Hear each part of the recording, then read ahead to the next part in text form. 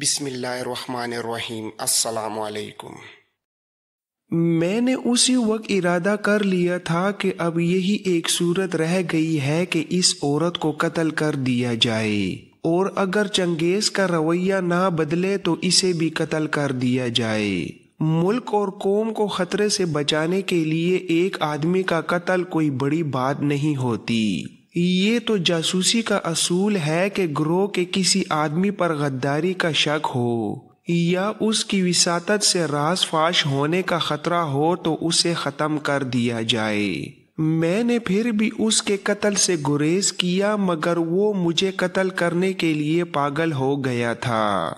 امام نے کہا، یہ بھی تو ہو سکتا ہے کہ تم نے اسے غلط فہمی میں قتل کر دیا ہو سکتا ہے کہ لڑکی مسلمان ہی ہو اور وہ سچے دل سے ہمارے لیے کام کر رہی ہو۔ وکٹر نے کہا، صحیح بات ہے، ہو سکتا ہے، لیکن میں نے ثبوت دیکھ لیا تھا۔ میں نے چنگیز کے ساتھ اس کا ذکر نہیں کیا تھا۔ میں نے اس عورت کو اس عمارت سے نکلتے اور واپس جاتے دیکھا تھا جہاں ہرمن کے شعبے کی لڑکیاں رہتی ہیں۔ میں نے یہ بھی معلوم کر لیا تھا کہ یہ عورت کسی کمانڈر کی دشتہ نہیں، وہ اس عمارت میں رہتی ہے۔ آج رات میں چنگیز کے پیچھے گیا اور جہاں وہ اس عورت کے ساتھ بیٹھا، وہاں سے چند قدم دور میں ایک درخت کے پیچھے بیٹھ گیا۔ عورت نے جس انداز میں چنگیز سے راز کی باتیں پوچھی اور جو باتیں پوچھیں وہ اس شک کو یقین میں بدلنے کے لیے کافی تھیں کہ یہ عورت صلیبیوں کی جاسوس ہے۔ اس نے تریپولی میں ہمارے چھاپہ ماروں کے متعلق پوچھا اور چنگیز کو بتایا کہ صلیبی فوج کے لیے رسد وغیرہ کا بے اندازہ ذخیرہ رکھا گیا ہے، جس میں آتش گیر سیال کے بے شمار مٹکے ہیں۔ میں بھی جاسوس ہوں، مجھے اچھی طرح علم ہے کہ یہاں کہیں بھی اتنا ذخیرہ نہیں رکھا گیا۔ اس نے جو جگہ بتائی تھی وہاں کچھ بھی نہیں، آپ خود کل جا کے دیکھ لینا۔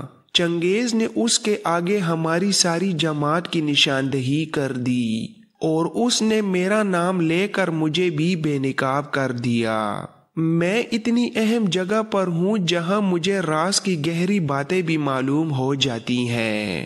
اس عورت نے میرا نام سنا تو وہ اپنی حیرت کو چھپا نہ سکی۔ وہ بہت دیر خاموش رہی، پھر وہ اٹھ کھڑی ہوئی۔ ہمارا اتنا خطرناک راز یہ عورت لے جا رہی تھی اور یہ راز سیدھا ہرمن کے پاس جا رہا تھا۔ اس کے نتائج کا آپ اندازہ کر سکتے ہیں۔ میں نے اٹھ کر عورت کو پکڑ لیا اور خنجر اس کے سینے میں گھوم دیا، پر چنگیز مجھ پر ٹوٹ پڑا۔ میں نے اسے بہت سمجھایا، حقیقت بتائی، مگر شراب نے اسے حیوان بنا رکھا تھا۔ میں نے اس کے خنجر سے زخم کھا کر بھی اسے سمجھایا، مگر وہ سوچنے سمجھنے کی حالت میں تھا ہی نہیں۔ میں نے محسوس کر لیا تھا کہ زندہ رہا تو میں اسے قابو میں نہیں لا سکوں گا اور ہمارا اصل مقصد بری طرح ختم ہو جائے گا، اس لیے میں نے اسے بھی ختم کر دیا۔ امام نے کہا، تم نے اچھا کیا ہے، میں تمہارا فیصلہ قبول کرتا ہوں۔ تم اب تریپولی سے نکل جاؤ، میں انتظام کر دیتا ہوں۔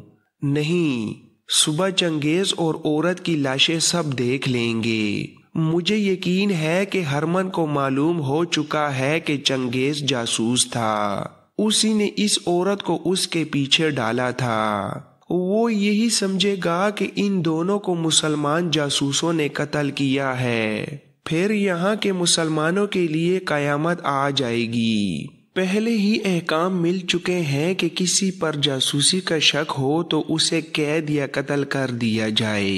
اب تو یوں سمجھو کہ یہاں کے ہر مسلمان گھرانے پر ہرمن نے ایک جاسوس مقرر کر دیا ہے۔ یہ لوگ مسلمانوں کو ظلم و تشدد کا نشانہ بنانے کے بہانے ڈھونڈ رہے ہیں۔ میں واپس اپنی جگہ جا رہا ہوں۔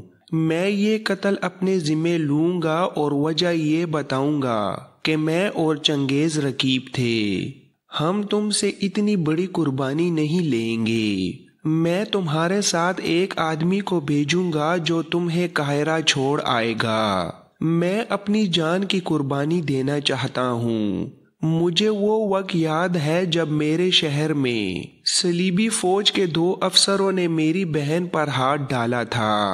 انہوں نے اپنے سپاہیوں کو حکم دیا تھا کہ میری بہن کو اٹھا کر لے چلیں۔ کوئی عیسائی میری مدد کو نہ آیا۔ 3 مسلمان جوانوں نے ان سپاہیوں کا مقابلہ کیا تھا۔ تینوں زخمی ہو گئے تھے لیکن انہوں نے میری بہن کو بچا لیا تھا۔ وہ تو بالائی افسر اچھا تھا جس نے میری شکایت سن لی تھی، ورنہ میری بہن بھی نہ رہتی اور تینوں مسلمانوں کو بھی قتل کرا دیا جاتا۔ اسی واقعے نے مجھے مسلمانوں کا جاسوس بنایا تھا۔ میں آپ کی قوم کو اس احسان کا صلہ دینا چاہتا ہوں۔ میں اپنی جان جلاد کے حوالے کر کے تریپولی کے مسلمانوں کی جان اور عزت بچاؤں گا۔ وکٹر نے امام کو بتایا کہ صلیبیوں نے فوجیں جمع کرنی شروع کر دی ہیں اور ان کا رخ حلب کی طرف ہوگا۔ وہ سب سے پہلے شام کو تحقیق کرنے کا ارادہ رکھتے ہیں۔ ابھی یہ پتہ نہیں چلا کہ وہ کب کوچ کریں گے۔ یہ بھی معلوم نہیں ہوا کہ ان کی ساری فوج ایک ہی علاقے پر حملہ کرے گی یا آگے جا کر تقسیم ہو جائے گی اور ایک ہی وقت کئی مقامات پر حملہ کرے گی۔ سلطان ایوبی تک یہ اطلاع بہت جلدی پہنچ جانی چاہیے تاکہ وہ مصر میں نہ بیٹھا رہے۔ وکٹر کو جو کچھ معلوم ہو سکتا تھا وہ اس نے امام کو بتا دیا۔ وہ اٹھا اور امام کے روکنے پر بھی نہ رکا اور کہنے لگا، آپ بالکل مطمئن رہیں، آپ کو کوئی نہیں پکڑ سکے گا۔ اور وہ باہر نکل گیا۔ اس کے زخموں سے خون بند ہو چکا تھا۔ امام نے دونوں زخموں پر پٹیاں باندھ دی تھیں۔ اس نے اس خیال سے دونوں پٹیاں اتار کر پھینک دیں کہ جن کے پاس وہ جا رہا تھا وہ یہ نہ پوچھ بیٹھے کہ مرہم پٹی کس سے کرائی ہے۔ اس لیے زخموں سے پھر خون رسنے لگا۔ وہ اس جگہ گیا جہاں چنگیز اور عورت کی لاشیں پڑی تھیں۔ رات کے پچھلے پہر کا چاند اوپر اٹھ آیا تھا۔ وکٹر کو شراب کی سرائی اور 2 پیالے پڑے نظر آئے۔ اس عورت کے چہرے کو غور سے دیکھا۔ موت بھی اس کے چہرے کا حسن نہیں بگاڑ سکی تھی۔ اس کے کھلے ہوئے ریشمی ملائم بال اس کے سینے پر بکھرے پڑے تھے۔ وکٹر نے شراب کی سرائی کو دیکھا اور زیر لب کہا، انسان نے اپنی تباہی کے کیسے کیسے ذریعے اختیار کیے ہیں۔ اس نے چنگیز کو دیکھا اور اس کے پاس بیٹھ گیا۔ چنگیز کا جسم برف کی طرح سرد ہو چکا تھا۔ وکٹر نے اس کا ہاتھ اپنے ہاتھ میں لے کر کہا، تم اچھی طرح جانتے تھے کہ عورت مرد کی کتنی بڑی کمزوری ہے اور شراب نے بادشاہوں کے تختے تک الٹ دیے ہیں۔ تم نے اس کمزوری کو اپنے اندر ڈال لیا۔ میں بھی آ رہا ہوں میرے دوست۔ جلاد مجھے جلدی ہی تمہارے پاس پہنچا دے گا۔ ہم ایک ہی منزل کے مسافر ہیں۔ میں آ رہا ہوں دوست، میں آ رہا ہوں۔ وہ اٹھا اور بہت تیز قدم اٹھاتا ہوا اس عمارت کی طرف چل پڑا جس میں افسر رہتے تھے۔ اس کے زخموں سے خون بہہ رہا تھا۔ اس نے نیام سے خنجر نکالا۔ اس پر خون جم گیا تھا۔ اس نے اسے اپنے خون سے تر کیا اور خنجر ہاتھ میں رکھا۔ خون زیادہ نکل جانے سے وہ کمزوری محسوس کرنے لگا تھا۔ اس نے ایک دروازے پر دستک دی۔ اسے معلوم تھا کہ جس کے پاس اسے جانا ہے اس کی رہائش یہی ہے۔ کچھ دیر بعد ایک ملازم نے دروازہ کھولا۔ وکٹر نے افسر کا نام لے کر کہا کہ اسے جگاؤ اور بتاؤ کہ ایک قاتل آیا ہے۔ ملازم اندر کو دوڑا۔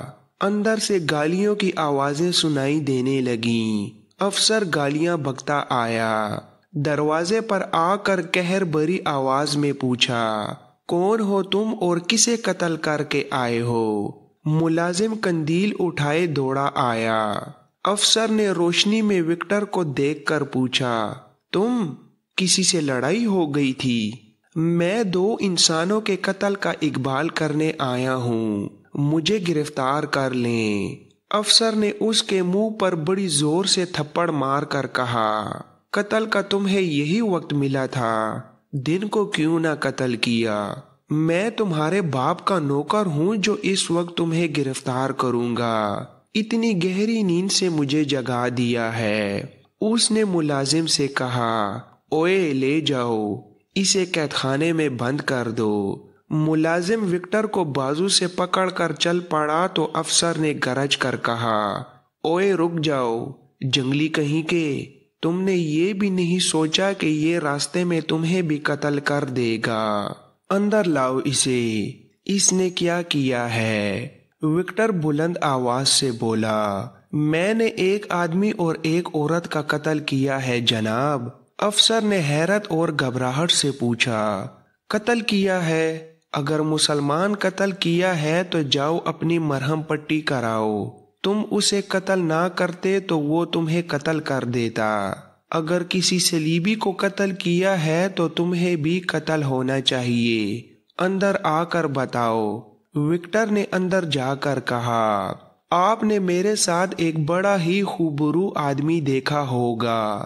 اس نے چنگیز کا وہ عیسائی نام بتایا جس سے وہ جانا پہچانا جاتا تھا۔ کہنے لگا، میری دوستی ایک عورت کے ساتھ تھی، میرے اس ساتھی نے اس عورت کو ورغلایا اور میرے اور اس کے تعلقات توڑ ڈالے، خود اس عورت کے ساتھ دوستی کر لی اور اس سے میری بے عزتی کرائی۔ میں اس عورت کی دوستی سے دستبردار نہیں ہونا چاہتا تھا، ان دونوں نے مجھے بہت مشتعل کیا، میں نے آج رات انہیں اکٹھے بیٹھے دیکھ لیا۔ میں دراصل انہیں دیکھنے ہی گیا تھا، انہیں میں نے ایسی حالت میں دیکھا جو میری برداشت سے باہر تھی۔ میں نے عورت پر حملہ کیا اور اسے خنجر سے مار ڈالا، پھر اپنے رقیب کے ساتھ خنجر بازی کی۔ مجھے یہ 2 زخم آئے ہیں، اسے بھی 2 ہی زخم آئے ہیں مگر مہلک ثابت ہوئے ہیں۔ کہیں بھاگ جانے کی بجائے آپ کے پاس آ گیا ہوں۔ افسر نے کہا، عورت کے لیے قتل ہونا یا قتل کرنا عقل مندی تو نہیں؟ یہ افسر بالکل سنجیدہ نہیں لگتا تھا، وہ شاید وکٹر کو چھوڑ دیتا مگر صبح ہوتے ہی لاشیں دیکھی گئیں۔ ہرمن اور اس کے نائب کو پتہ چلا تو دونوں غصے سے پاگل ہونے لگے۔ مقتولہ ان کی بڑی قیمتی اور کارآمد مخبر اور جاسوس تھی، اور چنگیز اس عورت کا شکار تھا جس سے اس گروہ کا سراغ لگانا تھا۔ اس واقعے سے وہ گروہ محفوظ ہو گیا تھا۔ وکٹر کے زخموں سے خون بہہ رہا تھا، کسی نے اس کی مرہم پٹی کی نہ سوچی۔ ہرمن نے اسے پیٹنا شروع کر دیا جس سے وکٹر بے ہوش ہو گیا۔ اس کے بعد وہ کبھی بھی ہوش میں نہ آیا۔ دوسرے دن بے ہوشی کی حالت میں اسے جلاد کے حوالے کر دیا گیا۔ جلاد کے کلہاڑے نے ایک ہی وار سے اس کا سر تن سے جدا کر دیا۔ اس کے سر اور دھڑ کو جب ایک گڑھے میں پھینکا جا رہا تھا تو اس وقت امام کا روانہ کیا ہوا ایک جاسوس تریپولی سے دور نکل گیا تھا۔ اسے اونٹ پر بھیجا گیا تھا کیونکہ قاہرہ تک کا سفر بڑا ہی لمبا اور بڑا ہی کٹھن تھا جسے صرف اونٹ برداشت کر سکتا تھا۔ سن 572 ہجری بمطابق 1177 عیسوی کے اوائل کا ایک مہینہ تھا۔ قاہرہ کے فوجی علاقے میں غیر معمولی رونق اور چہل پہل تھی۔ کسی میدان میں گھوڑے دوڑائے جا رہے تھے اور کہیں پیادہ سپاہیوں کو ٹریننگ دی جا رہی تھی۔ شتر سواروں کی رونق الگ تھی۔ قاہرہ سے دور پہاڑی علاقے میں منظر ایسا تھا جیسے جنگ لڑی جا رہی ہو۔ یہ سلطان ایوبی کی فوج کی جنگی مشق تھی۔ ایک وادی میں آتش گیر مادہ پھینک کر آگ لگائی گئی تھی جو 20-25 گز تک پھیلی ہوئی تھی۔ سوار گھوڑے دوڑاتے ان شعلوں میں سے گزر رہے تھے۔ ایک جنگی مشق دور ریگستان میں ہو رہی تھی۔ کسی سپاہی کو پانی اپنے ساتھ رکھنے کی اجازت نہیں تھی۔ یہ بڑی ہی سخت ٹریننگ تھی جو نئے رنگروٹوں کو دی جا رہی تھی۔ भर्ती अभी भी जारी थी। फौज के तमाम सालार और दीगर अफसर इस ट्रेनिंग में मसरूफ थे। सुल्तान अयूबी सल्तनत के दूसरे मसाइल और उमूर की तरफ रात को तवज्जो देता था। उसका दिन ट्रेनिंग की निगरानी करते और सालारों को हिदायत देते गुजरता था। उसने सबसे कह दिया था कि अगर सलीबियों ने शाम पर फौजकशी ना की तो इसका मतलब ये होगा कि उन्होंने लड़ाई से तौबा कर ली है या उनकी अकल जवाब दे गई है। मगर इन दोनों में से एक भी बात सही नहीं। वो जरूर आएंगे। इस वक्त तक किसी न किसी मकबूजा इलाके से अपने किसी आदमी को आ जाना चाहिए था। वो एक चट्टान पर खड़ा जंगी मश्क देख रहा था। सुल्तान अयूबी ने अपने पास खड़े एक सालार से कहा, सलीबी आएंगे जरूर।